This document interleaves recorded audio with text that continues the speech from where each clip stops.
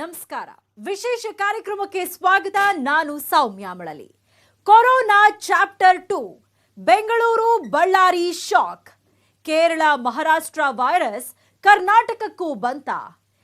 ಎರಡನೇ ಅಲೆ ಎಚ್ಚರಿಕೆ, ಭಯಾನಕ ಈ ರೂಪಾಂತರಿ.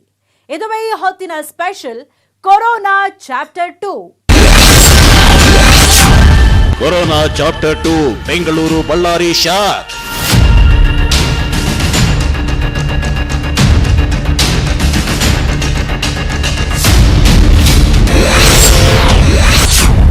ಕಾಲೇಜು ಅಪಾರ್ಟ್ಮೆಂಟ್ಗಳಲ್ಲಿ ಸೋಂಕು ಸ್ಫೋಟ.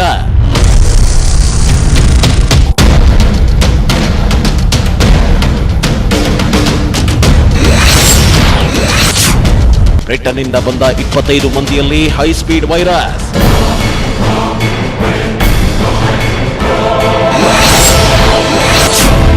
ಬೆಂಗಳೂರಲ್ಲಿ ದಿನೇ ದಿನೇ ಹೆಚ್ಚಾಗ್ತಿದೆ ಕೊರೋನಾ ಅಬ್ಬರ.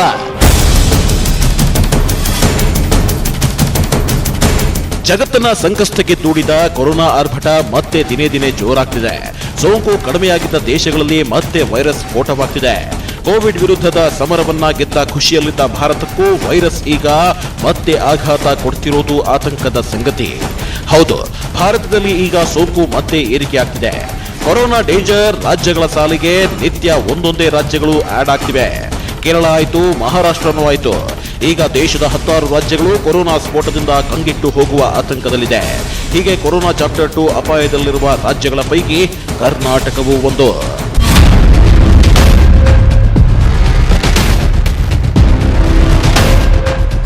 ಎಸ್ ವೀಕ್ಷಕರೇ, ಇನ್ನೇನು ವೈರಸ್ ಕಾಟದಿಂದ ಮುಕ್ತಿ ಸಿಕ್ತು ಅಂತಿದ್ದ ಕರ್ನಾಟಕಕ್ಕೆ ಮತ್ತೆ ಒಕ್ಕರಿಸಿದೆ ಸೈತಾನ್ ವೈರಸ್. ಕೊರೋನಾ ಭಯವನ್ನ ಬಿಟ್ಟಿದ್ದ ಜನರಿಗೆ ಮತ್ತೆ ಚಳಿ ಜ್ವರ ಹಿಡಿಸುತ್ತಿದೆ ಕೋವಿಡ್ ಹೆಮ್ಮಾರಿ. ರಾಜ್ಯದಲ್ಲಿ ದಿನದಿಂದ ದಿನಕ್ಕೆ ಪತ್ತೆ ಆಗ್ತಿರುವ ಹೊಸ ಸೋಂಕಿತರ ಸಂಖ್ಯೆ ಏರುತ್ತಿದ್ದು ಆತಂಕ ಮನೆ ಮಾಡಿದೆ. ಅದರಲ್ಲೂ ಬೆಂಗಳೂರಿನಲ್ಲಿ ಹೆಚ್ಚಳವಾಗ್ತಿರುವ ಕೊರೋನಾ ಕೇಸ್ ಅಪಾಯದ ಸುಳಿವನ್ನ ನೀಡಿದೆ. ಅಪಾರ್ಟ್ಮೆಂಟ್ಗಳು, ಕಾಲೇಜುಗಳಲ್ಲಿ ದಿಢೀರನೆ ಸೋಂಕು ಸ್ಫೋಟವಾಗ್ತಿದ್ದು ಮಹಾರಾಷ್ಟ್ರ, ಕೇರಳದ ಸಾಲಿಗೆ ಕರ್ನಾಟಕವು ಸೇರುವ ದಿನ ದೂರವಿಲ್ಲ ಅನ್ನೋ ಪರಿಸ್ಥಿತಿ ಈಗ ಬಂದಿದೆ. ಹಾಗಾದರೆ ರಾಜ್ಯದಲ್ಲಿ ಎಲ್ಲೆಲ್ಲಿ ಕೊರೋನಾ ಆರ್ಭಟ ಮತ್ತೆ ಶುರುವಾಗಿದೆ? ಬೆಂಗಳೂರಿನಲ್ಲಿ ಯಾವ ಏರಿಯಾ ಡೇಂಜರ್? ಎರಡನೇ ಅಲೆ ಭೀತಿಯಲ್ಲಿದೆಯಾ ಕರ್ನಾಟಕ ಸೇರಿದಂತೆ 8 ರಾಜ್ಯಗಳಿಗೆ ವಿಜ್ಞಾನಿಗಳು ಕೊಟ್ಟ ಆ ಡೆಡ್ಲಿ ವಾರ್ನಿಂಗ್ ಏನು? ರೂಪಾಂತರಿ ವೈರಸ್ ದಾಳಿಯಿಂದ ಕಂಗೆಡುತ್ತಾ ರಾಜ್ಯ? ಈ ಎಲ್ಲಾ ಪ್ರಶ್ನೆಗಳಿಗೆ ಡೀಟೇಲ್ ಆಗಿ ಉತ್ತರ ಕೊಡ್ತಾ ಹೋಗ್ತೀವಿ ನೋಡಿ.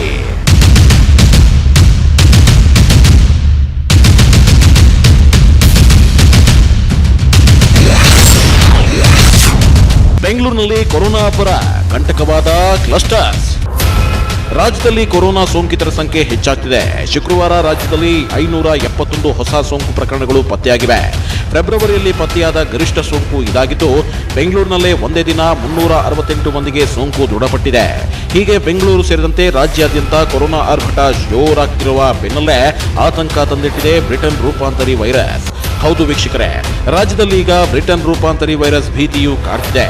ಯಾಕಂದ್ರೆ ಬ್ರಿಟನ್ನಿಂದ ಮತ್ತೆ 272 ಮಂದಿ ಆಗಮಿಸಿದ್ದಾರೆ. ನವೆಂಬರ್ 25ರ ಬಳಿಕ ಬ್ರಿಟನ್ನಿಂದ ರಾಜ್ಯಕ್ಕೆ 12,419 ಮಂದಿ ಬಂದಿದ್ದಾರೆ. ಈ ಪೈಕಿ 25 ಜನರಲ್ಲಿ ಬ್ರಿಟನ್ ಹೈಸ್ಪೀಡ್ ರೂಪಾಂತರಿ ವೈರಸ್ ಇರೋದು ಪತ್ತೆಯಾಗಿದೆ. ಹೀಗಾಗಿ ರಾಜ್ಯದಲ್ಲಿ ಸೈಲೆಂಟ್ ಆಗಿ ಬ್ರಿಟನ್ ವೈರಸ್ ದಾಳಿ ಹಿಡಿತಿದ್ಯಾ ಎಂಬ ಒಂದು ಆತಂಕ ಇದೆ.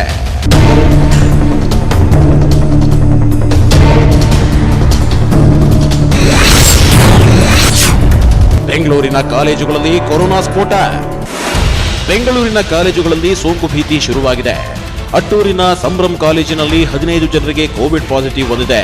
ಕೇರಳ ವಿದ್ಯಾರ್ಥಿಗಳಿದ್ದ ಪಿಜಿಯಲ್ಲೂ ಕೊರೋನಾ ಟೆಸ್ಟ್ ಮಾಡಲಾಗಿದ್ದು 5 ಮಂದಿಗೆ ಸೋಂಕಿರೋದು ದೃಢಪಟ್ಟಿದೆ. ಹೀಗಾಗಿ ಎಂಬಿಎ ಬ್ಲಾಕ್ನ ಕಂಟೈನ್ಮೆಂಟ್ ಝೋನ್ ಎಂದು ಘೋಷಣೆ ಮಾಡಿ ಉಳಿದೆಲ್ಲ ವಿಭಾಗದ ವಿದ್ಯಾರ್ಥಿಗಳನ್ನ ಕೊರೋನಾ ಟೆಸ್ಟ್ಗೆ ಒಳಪಡಿಸಲಾಗಿದೆ. ಇನ್ನು ಎಂಎಸ್ ಪಾಳ್ಯದ ಅಗ್ರಗಾಮಿ ಕಾಲೇಜಿನಲ್ಲಿ 8 ವಿದ್ಯಾರ್ಥಿಗಳಿಗೆ ಸೋಂಕಿರೋದು ಪತ್ತೆಯಾಗಿದೆ. ಆರ್ಟಿ ನಗರದ ಮಂಜುಶ್ರೀ ನರ್ಸಿಂಗ್ ಕಾಲೇಜಿನಲ್ಲಿ 40 ವಿದ್ಯಾರ್ಥಿಗಳಿಗೆ ಸೋಂಕು ದೃಢಪಟ್ಟಿದೆ. ಕಳೆದ ಕೆಲ ದಿನಗಳ ಹಿಂದೆ ಕಾವಲ್ಭೈರಸಂದ್ರ ಮತ್ತು ಬೊಮ್ಮನಹಳ್ಳಿಯ 2 ಕಾಲೇಜಿನಲ್ಲಿ ಕೊರೋನಾ ಸೋಂಕು ಪತ್ತೆಯಾಗಿತ್ತು.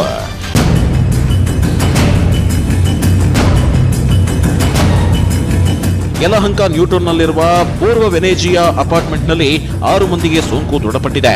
ಮುಂಬೈನಿಂದ ಮರಳಿದ್ದ 50 ವರ್ಷದ ವ್ಯಕ್ತಿಗೆ ಮೊದಲು ಕೊರೋನಾ ಸೋಂಕು ತಗುಲಿದ್ದು, ಅವರಿಂದಾಗಿ ಅಪಾರ್ಟ್ಮೆಂಟ್ನಲ್ಲಿ 5 ಸೋಂಕು ಹರಡಿದೆ. ಮಹದೇವಪುರ ಅಪಾರ್ಟ್ಮೆಂಟ್ನಲ್ಲಿ ಈ ಹಿಂದೆ ಕೊರೋನಾ ಸೋಂಕು ಪತ್ತೆಯಾಗಿತ್ತು. ಸದ್ಯ ಬೆಂಗಳೂರಿನಲ್ಲಿ 5ಕ್ಕಿಂತ ಹೆಚ್ಚು ಕೊರೋನಾ ಕೇಸ್ ಪತ್ತೆಯಾದರೆ ಕ್ಲಸ್ಟರ್ ಎಂದು ಗುರುತು ಮಾಡಲಾಗ್ತಿದೆ. ಇದೀಗ ರಾಜಧಾನಿಯಲ್ಲಿ ಬೊಮ್ಮನಹಳ್ಳಿ, ಮಹದೇವಪುರದಲ್ಲಿ ವಸತಿ ಕ್ಲಸ್ಟರ್, ಕಾವಲ್ಬೈರಸಂದ್ರ, ಅಟ್ಟೂರು, ಎಂಎಸ್ ಪಾಳ್ಯ ಈ 3 ಏರಿಯಾಗಳಲ್ಲಿ ಶೈಕ್ಷಣಿಕ ಸಂಸ್ಥೆ ಕ್ಲಸ್ಟರ್ಗಳ ಗುರುತು ಮಾಡಲಾಗಿದೆ.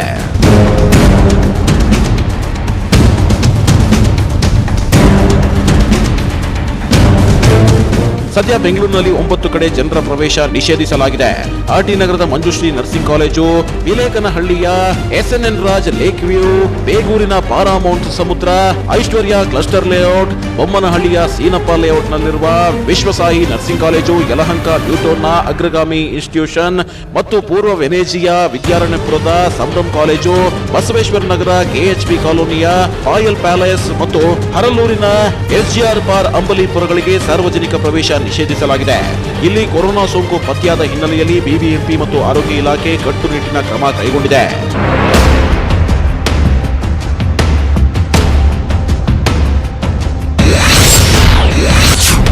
ಬಳ್ಳಾರಿ ಅಪಾರ್ಟ್ಮೆಂಟ್ನಲ್ಲಿ ಕೊರೋನಾ ಭೀತಿ,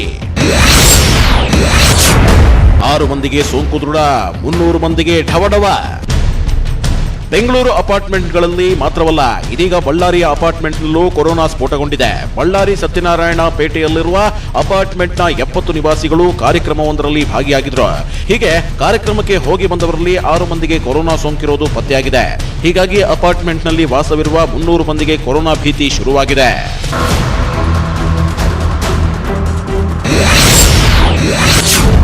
ಗಡಿಯಲ್ಲಿ ಕಾಟಾಚಾರದ ತಪಾಸಣೆ, ತಂದೆಡುತ್ತಾ ಆಪತ್ತು.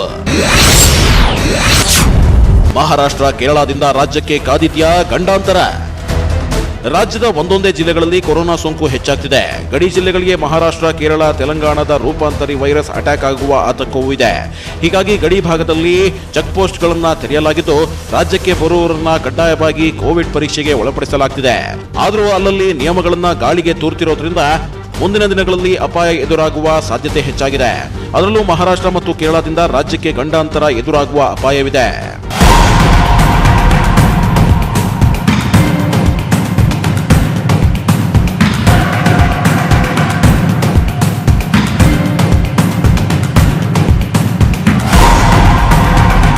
ರಾಯಚೂರು ಜಿಲ್ಲೆಯಲ್ಲಿ ಒಟ್ಟು 7 ಕಡೆ ಚೆಕ್ ಪೋಸ್ಟ್ಗಳನ್ನು ಆರಂಭ ಮಾಡಲಾಗಿದೆ. ಶಕ್ತಿನಗರ, ಹೂವಿನ ಹೆಡಗಿ, ತಿಂತಣಿ, ದಡೇಸಗೂರು ರೈಲು ಹಾಗೂ ಬಸ್ ನಿಲ್ದಾಣಗಳಲ್ಲಿ ಚೆಕ್ ಪೋಸ್ಟ್ಗಳು ಆರಂಭವಾಗಿದೆ. ಆದರೆ ಕೆಲ ಚೆಕ್ ಪೋಸ್ಟ್ಗಳಲ್ಲಿ ಕಾಟಾಚಾರಕ್ಕೆ ತಪಾಸಣೆ ಮಾಡಲಾಗ್ತಿದೆ ಅಂತ ಸ್ಥಳೀಯರು ಆಕ್ರೋಶ ವ್ಯಕ್ತಪಡಿಸುತ್ತಿದ್ದಾರೆ. ರಾಯಚೂರು ಶಕ್ತಿನಗರದ ಚೆಕ್ ಪೋಸ್ಟ್ನಲ್ಲಿ ಒಬ್ಬ ನರ್ಸ್ ಮತ್ತು ಓರ್ವ ಪೊಲೀಸ್ ಸಿಬ್ಬಂದಿಯನ್ನ ಮಾತ್ರ ನಿಯೋಜನೆ ಮಾಡಲಾಗಿದೆ. ಒಂದು ದಿನದಲ್ಲಿ ಕೇವಲ 15 ವಾಹನಗಳನ್ನು ಮಾತ್ರ ಪರಿಶೀಲನೆ ನಡೆಸಲಾಗಿದೆ.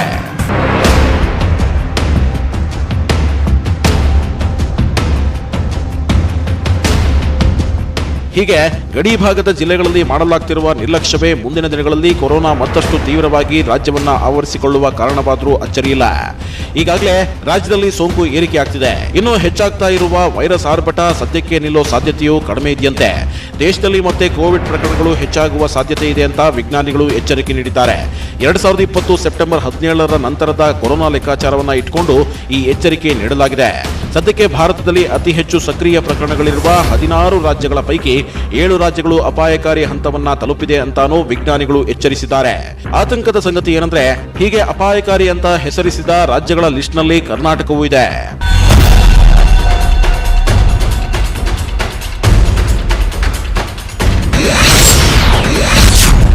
ಕೆಲವೇ ವಾರಗಳಲ್ಲಿ 7 ರಾಜ್ಯಗಳಲ್ಲಿ ಹೆಚ್ಚಾಗಲಿದೆ ಕೊರೋನಾ.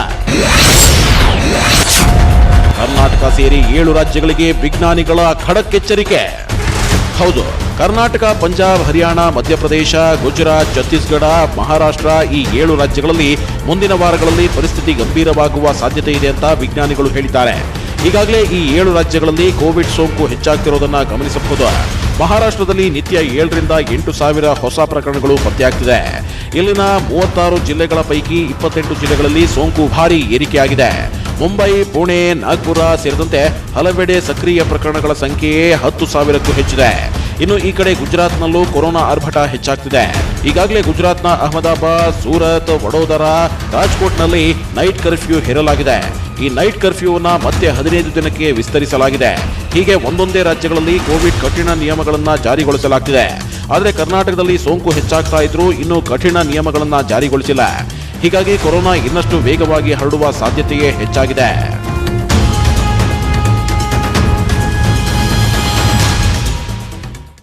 ಒಂದ್ ಕಡೆ ಕೊರೋನಾ ಸ್ಫೋಟ, ಮತ್ತೊಂದ್ ಕಡೆ ರೂಪಾಂತರಿ ವೈರಸ್ ಭೀತಿ. ಎರಡನೇ ಅಲೆ ಎಚ್ಚರಿಕೆಯನ್ನು ನೀಡಲಾಗಿದೆ. ಹಾಗಾದ್ರೆ ಎರಡನೇ ಅಲೆ ಅಪ್ಪಳಿಸೋದನ್ನ ತಡೆಯೋಕೆ ಸಾಧ್ಯವಿಲ್ವಾ? ಲಸಿಕೆಯೊಂದೇ ಪರಿಹಾರನ? ಈ ಕುರಿತು ಮತ್ತಷ್ಟು ಮಾಹಿತಿ ಕೊಡ್ತೀವಿ ಬ್ರೇಕ್ನ ನಂತರ. ದೇಶದ 10 ರಾಜ್ಯಗಳಲ್ಲಿ ವೈರಸ್ ಆರ್ಭಟ ಹೆಚ್ಚಾಗ್ತಿದೆ. ಎರಡನೇ ಅಲೆ ಭೀತಿ ಆರಂಭವಾಗಿದೆ. ಹಾಗಾದ್ರೆ ಭಾರತವನ್ನ ಎರಡನೇ ಅಲೆಯಿಂದ ಕಾಪಾಡುತ್ತಾ ಲಸಿಕೆ? ಎರಡನೇ ಹಂತದ ಲಸಿಕೆ ನಂತರ ಕಡಿಮೆಯಾಗುತ್ತಾ ಸೋಂಕು? ಆ ಕುರಿತ ಒಂದು ರಿಪೋರ್ಟ್ ನಿಮ್ಮ ಮುಂದೆ. ಮೊದಲ ಹಂತದಲ್ಲಿ ಆರೋಗ್ಯ ಕಾರ್ಯಕರ್ತರಿಗೆ ಲಸಿಕೆ ನೀಡಲಾಗಿತ್ತು. ಇದೀಗ ಎರಡನೇ ಹಂತದ ಲಸಿಕೆ ಆರಂಭವಾಗ್ತಿದೆ. ದೇಶದಾದ್ಯಂತ 30,000 ಲಸಿಕೆ ಕೇಂದ್ರಗಳನ್ನು ತೆರೆಯಲಾಗಿತ್ತು. ಅಗತ್ಯ ದಾಖಲೆ ನೀಡಿ ಹೆಸರು ನೋಂದಾಯಿಸಿಕೊಳ್ಳಬಹುದಾಗಿದೆ. ಎರಡನೇ ಹಂತದ ಲಸಿಕೆ ಅಭಿಯಾನಕ್ಕೆ ಸರ್ಕಾರ 35,000 ಕೋಟಿ ರೂಪಾಯಿ ಮೀಸಲಿಟ್ಟಿದೆ. ಈ ಎರಡನೇ ಹಂತದ ಲಸಿಕೆ 60 ವರ್ಷ ಮೇಲ್ಪಟ್ಟ ಮತ್ತು 60 ವರ್ಷದೊಳಗಿನ ಗಂಭೀರ ಆರೋಗ್ಯ ಸಮಸ್ಯೆಗಳಿರೋರಿಗೆ ನೀಡಲಾಗುತ್ತೆ. ಸರ್ಕಾರಿ ಕೇಂದ್ರಗಳಲ್ಲಿ ಲಸಿಕೆ ಉಚಿತವಾಗಿ ಸಿಗಲಿದೆ. ಆದರೆ ನೋಂದಾಯಿತ ಖಾಸಗಿ ಕೇಂದ್ರಗಳಲ್ಲಿ ಲಸಿಕೆ ಉಚಿತವಾಗಿ ಸಿಗಲ್ಲ. ಹೀಗೆ ಲಸಿಕೆ ಎರಡನೇ ಅಭಿಯಾನಕ್ಕೆ ಸರ್ಕಾರ ಹೆಚ್ಚು ಗಮನ ಹರಿಸಿದ್ದು, ಹೆಸರು ನೋಂದಾಯಿಸಿಕೊಳ್ಳಲು 3 ಆಯ್ಕೆ ನೀಡಿದೆ. ಕೋವಿನ್ 2.0 ಆನ್ಲೈನ್ ಸಾಫ್ಟ್ವೇರ್ ಮೂಲಕವೂ ನೋಂದಣಿ ಮಾಡಿಕೊಳ್ಳಬಹುದು. ಲಸಿಕೆ ಕೇಂದ್ರಗಳಲ್ಲೂ ದಾಖಲೆ ನೀಡಿ ನೋಂದಣಿ ಮಾಡಿಕೊಳ್ಳಬಹುದಾಗಿದೆ. ಈ ಮೊದಲು ಕೋವಿನ್ ಆಪ್ನಲ್ಲಿ ಮಾತ್ರ ಹೆಸರು ನೋಂದಾಯಿಸಿಕೊಳ್ಳಲು ಅವಕಾಶ ನೀಡಲಾಗಿತ್ತು. ಆದರೆ ಲಸಿಕೆ ಅಭಿಯಾನಕ್ಕೆ ವೇಗ ಸಿಗಲು ಈಗ ಸುಲಭ ನೋಂದಣಿ ವಿಧಾನವನ್ನ ಸರ್ಕಾರ ನೀಡಿದೆ. ಹೀಗೆ ಲಸಿಕೆ ಅಭಿಯಾನಕ್ಕೆ ಸರ್ಕಾರ ಹೆಚ್ಚು ವೇಗ ನೀಡಲು ಕಾರಣ ಕೊರೋನಾ ಎರಡನೇ ಅಲೆ ಭೀತಿ. ಹೌದು, ಈಗಾಗಲೇ ದೇಶದಲ್ಲಿ ಕೋವಿಡ್-19 ಎರಡನೇ ಅಲೆ ಭೀತಿ ಇದೆ. ಸೋಂಕು ಹೆಚ್ಚಾಗ್ತಿದೆ. ಮಗದೊಮ್ಮೆ ಸೋಂಕು ಸ್ಫೋಟವಾಗೋದಕ್ಕೆ ಮೊದಲು ಎಷ್ಟು ಸಾಧ್ಯವೋ ಅಷ್ಟು ಜನರಿಗೆ ಲಸಿಕೆ ನೀಡಿ ದೇಶವನ್ನ ಅಪಾಯದಿಂದ ಪಾರು ಮಾಡಲು ಆರೋಗ್ಯ ಇಲಾಖೆ ಚಿಂತಿಸಿದೆ. ಈ ಹಿನ್ನೆಲೆಯಲ್ಲಿ ಲಸಿಕೆ ಅಭಿಯಾನಕ್ಕೆ ಇನ್ನಷ್ಟು ವೇಗವನ್ನ ನೀಡಲಾಗಿದೆ. ಕೊರೋನಾದಿಂದ ದೇಶವನ್ನ ಜಗತ್ತನ್ನ ಪಾರು ಮಾಡುವ ಏಕೈಕ ಅಸ್ತ್ರ ಅಂದ್ರೆ ಅದು ಲಸಿಕೆ ಮಾತ್ರ. ಹಾಗಾಗಿ ಲಸಿಕೆ ಎಲ್ಲರಿಗೂ ಸಿಕ್ಕ ಮೇಲಷ್ಟೇ ಕೊರೋನಾದಿಂದ ದೇಶ ಸಂಪೂರ್ಣವಾಗಿ ಬಚಾವಾಗಲಿದೆ. ಆ ಹಿನ್ನೆಲೆಯಲ್ಲಿ ಲಸಿಕೆ ಅಭಿಯಾನ ಚುರುಕುಗೊಳ್ಳೋದು ಈಗ ಅಗತ್ಯವಾಗಿದೆ.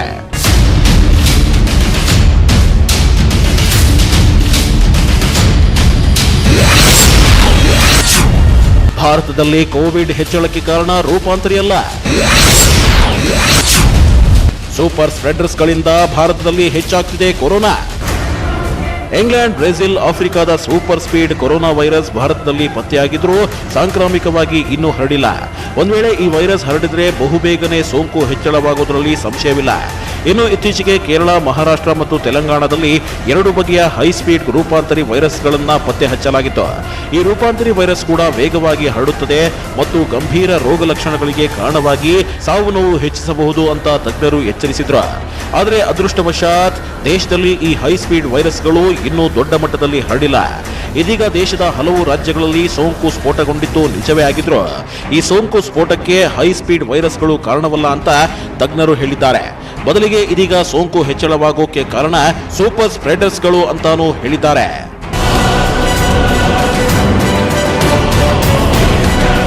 ಕೊರೋನಾ ಲಾಕ್ಡೌನ್ ಸಡಿಲವಾದ ಬಳಿಕ ಜನರು ಮುನ್ನೆಚ್ಚರಿಕೆ ಮರೆತು ಸಭೆ ಸಮಾರಂಭಗಳಲ್ಲಿ ಸೇರ್ತಿದ್ದಾರೆ. ಮದುವೆ, ಮುಂಜಿ, ಜಾತ್ರೆ ಅಂತ ಜನಸಾಗರವೇ ಸೇರುತ್ತಿದೆ. ಪರಿಣಾಮ ಇಲ್ಲಿ ಕಾಣಿಸಿಕೊಳ್ಳುವ ಒಬ್ಬ ಸೋಂಕಿತರಿಂದ ನೂರಾರು ಜನರಿಗೆ ಕೊರೋನಾ ಹರಡುತ್ತಿದೆ. ಹೀಗಾಗಿಯೇ ಸೋಂಕು ದೇಶದಲ್ಲಿ ಹೆಚ್ಚಾಗ್ತಿದೆ. ಇದನ್ನ ತಡೆಯಬೇಕಾದ್ರೆ ಜನರು ಮುನ್ನೆಚ್ಚರಿಕೆ ವಹಿಸಲೇಬೇಕಾಗಿದೆ. ಇಲ್ಲವಾದಲ್ಲಿ ಸೋಂಕು ಇನ್ನಷ್ಟು ಗಂಭೀರವಾಗುವ ಸಾಧ್ಯತೆ ಹೆಚ್ಚಾಗಲಿದೆ. ಈಗಾಗಲೇ ಸೋಂಕು ಹೆಚ್ಚಾಗಿರುವ ರಾಜ್ಯದಲ್ಲಿ ಟಫ್ ರೂಲ್ಸ್ಗಳನ್ನು ಜಾರಿಗೂ ತರಲಾಗಿದೆ. ಕೊರೋನಾ ಹೆಚ್ಚಳವಾಗ್ತಿರುವ ಹಿನ್ನೆಲೆಯಲ್ಲಿ ಕೋವಿಡ್ ಮಾರ್ಗಸೂಚಿಯನ್ನ ಮಾರ್ಚ್ 31ರವರೆಗೂ ವಿಸ್ತರಣೆ ಮಾಡಿ ಕೇಂದ್ರ ಗೃಹ ಸಚಿವಾಲಯ ಆದೇಶವನ್ನು ಹೊರಡಿಸಿದೆ. ಎಲ್ಲಾ ರಾಜ್ಯಗಳು ಕೊರೋನಾ ನಿಯಂತ್ರಣಕ್ಕೆ ಕಟ್ಟುನಿಟ್ಟಿನ ನಿಯಮ ಪಾಲಿಸುವಂತೆ ಗೃಹ ಸಚಿವಾಲಯ ಆದೇಶ ನೀಡಿದೆ.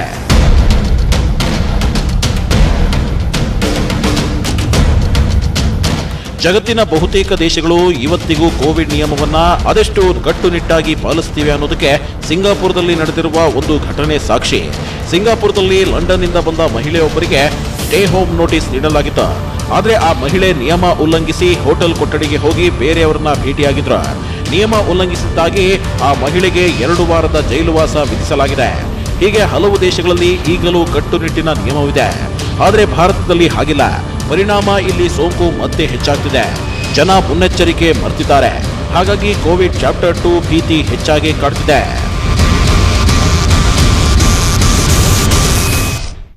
ಸರದಿ ಬಂದಾಗ ಲಸಿಕೆ, ಅಲ್ಲಿವರೆಗೂ ಮುನ್ನೆಚ್ಚರಿಕೆ. ಕೊರೋನಾ 2ನೇ ಅಲೆಯಿಂದ ಬಚಾವಾಗಲು ಇರೋದು ಇವೆರಡೇ ಆಪ್ಷನ್. ಈ ನಿಯಮ ಪಾಲಿಸದೇ ಇದ್ರೆ ಕೊರೋನಾ ಚಾಪ್ಟರ್ 2 ಆಪತ್ತು ಎದುರಾಗುವ ಸಾಧ್ಯತೆ ಇದೆ. ಇದಾಗಿತ್ತು ಈ ಹೊತ್ತಿನ ಸ್ಪೆಷಲ್. ನೋಡ್ತಾ ಇರಿ ನ್ಯೂಸ್ 18 ಕನ್ನಡ. ಜಾಲ ನಮ್ಮದು, ಬಲ ನಿಮ್ಮದು.